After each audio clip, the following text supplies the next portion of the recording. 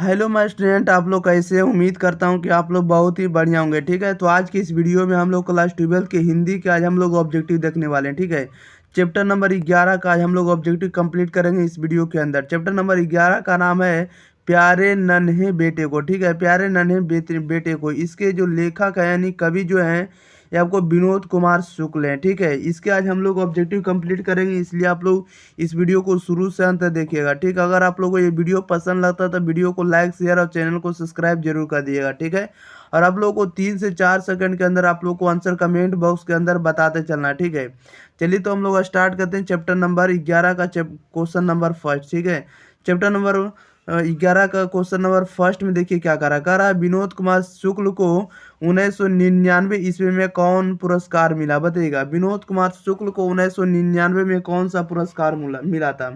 तो 1999 में विनोद कुमार शुक्ल को जो पुरस्कार मिला था साहित्य अकादमी पुरस्कार मिला था। कौन सा मिला था? साहित्य अकादमी पुरस्कार। Okay, option number B right answer हो जाएगा। 2 में करा है विनोद कुमार शुक्ल का जन्म स्थान कहाँ है? बताइएगा, विनोद कुमार शुक्ल का जन्म स्थान कहाँ है? तो विनोद कुमार शुक्ल का जन्म स्थान जो है राजनांदगांव छत्तीसगढ़ में। Option number B right answer हो जाएगा, Rajnandgaon Chhattisgarh. Okay, next question देख लेते हैं। क्वेश्चन नंबर देखिएगा 3 करा विनोद कुमार शुक्ल का निवास स्थान कहाँ है? बताइएगा, विनोद कुमार शुक्ल का निवास स्थान कहाँ है? तो रायपुर छत्तीसगढ़ में। Option number B right answer हो जाएगा। 4 नंबर में करा विनोद कुमार शुक्ल ने कौन सी कविता लिखी है? बताइएगा, विनोद कुमार शुक्ल ने कौन सी कविता लिखी है? तो प्यारे नन्हे बेटे को। Option number B right answer हो जाएगा, प्यारे नन्हे बेटे को जो कविता विनोद कुमार शुक्ल की कविता है।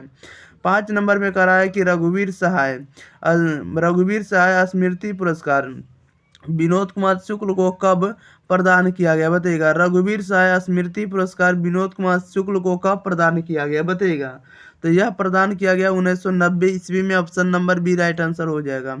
क्वेश्चन नंबर देखिएगा 6। क्वेश्चन नंबर 6 में करा है 1999 में विनोद कुमार शुक्ल को कौन सा पुरस्कार प्रदान किया गया? बताइएगा, 1999 में विनोद कुमार शुक्ल को कौन सा पुरस्कार प्रदान किया गया? तो यह पुरस्कार प्रदान किया गया साहित्य अकादमी पुरस्कार। सी राइट आंसर हो जाएगा। 7 में करा विनोद कुमार शुक्ल का पहला कविता संग्रह लगभग जय हिंद पहचान सीरीज के अंतर्गत कब प्रकाशित हुआ? बताइएगा, विनोद कुमार शुक्ल का पहला कविता संग्रह लगभग जय हिंद पहचान सीरीज के अंतर्गत कब प्रकाशित हुआ? इसका राइट आंसर बताइएगा क्या हो जाएगा? तो यह प्रकाशित हुआ 1971 ईस्वी में। Option number A right answer हो जाएगा। नेक्स्ट क्वेश्चन की ओर बढ़ जाते हैं। क्वेश्चन नंबर देखिएगा 8 करा विनोद कुमार शुक्ल विश्वविद्यालय में एसोसिएट प्रोफेसर रहे। बताइएगा, किस विश्वविद्यालय में एसोसिएट प्रोफेसर है? इसका राइट आंसर बताइएगा, विनोद कुमार शुक्ल जो है किस विश्वविद्यालय में एसोसिएट प्रोफेसर रहे हैं? तो यह रहे इंदिरा गांधी कृषि विश्वविद्यालय का। Option number C right answer हो जाएगा। 9 नंबर में करा है विनोद कुमार शुक्ल का पहला कविता संग्रह कौन है? बताइएगा, विनोद कुमार शुक्ल का पहला कविता संग्रह कौन है? इसका राइट आंसर बताइएगा क्या हो जाएगा?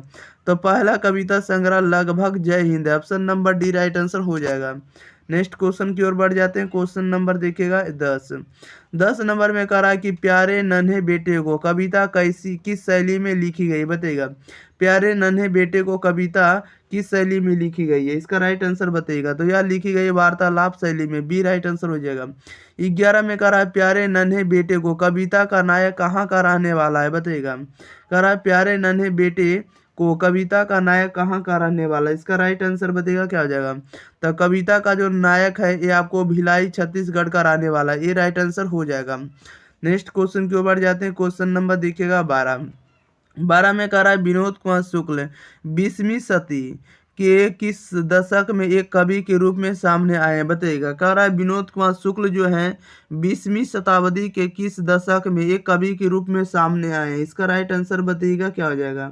तो इन्होंने सामने आए हैं 7वें 8वें दशक में। Option number C right answer हो जाएगा।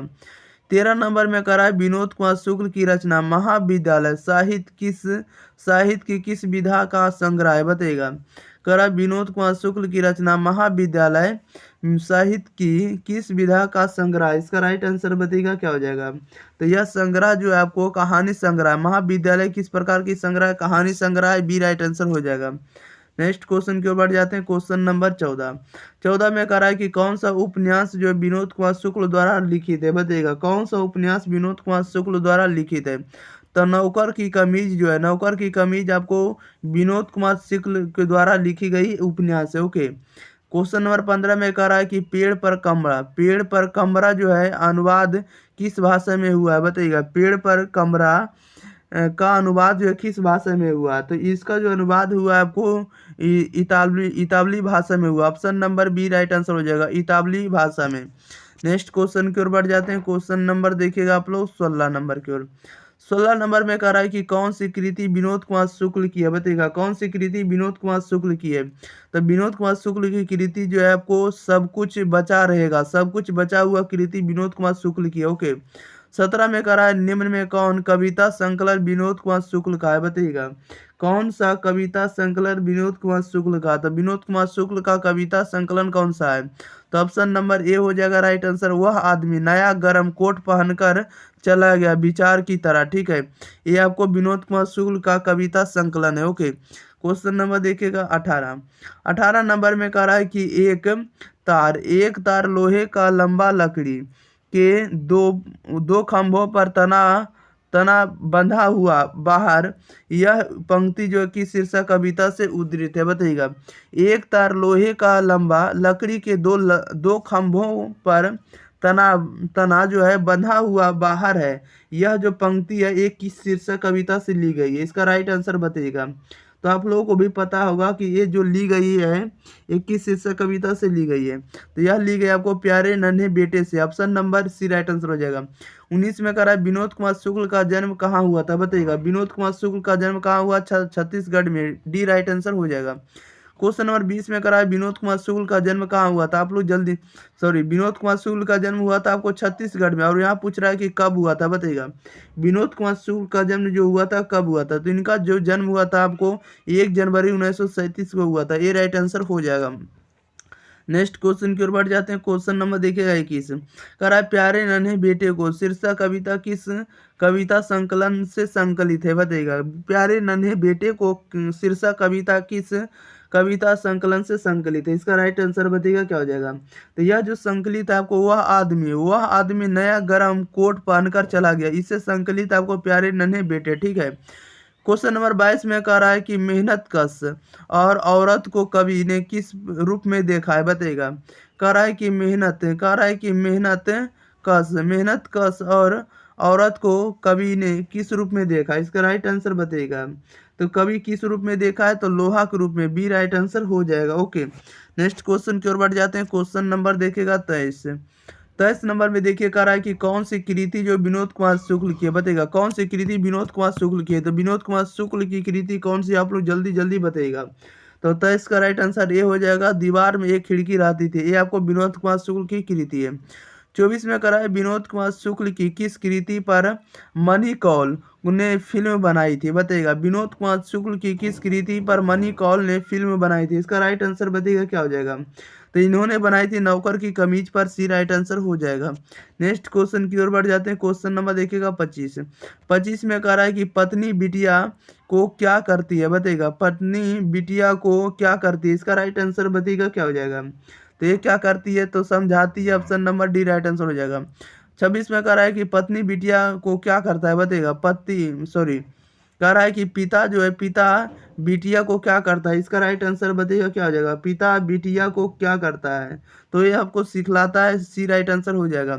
27 में कह रहा है प्यारे नन्हे बेटे को कविता में लोहा किसका प्रतीक है बताइएगा। प्यारे नन्हे बेटे में कविता में लोहा जो है किसका प्रतीक है, तो लोहा आपको कर्म का प्रतीक है, सी राइट आंसर हो जाएगा।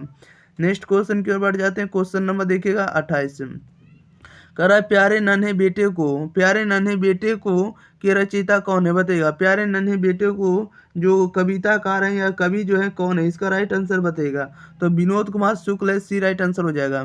29 में कह रहा है प्यारे नन्हे बेटे को कविता किस संकलन से ली गई बताइएगा। कह रहा है कि प्यारे नन्हे बेटे को कविता किस संकलन से ली गई, इसका राइट आंसर बताइए क्या हो जाएगा।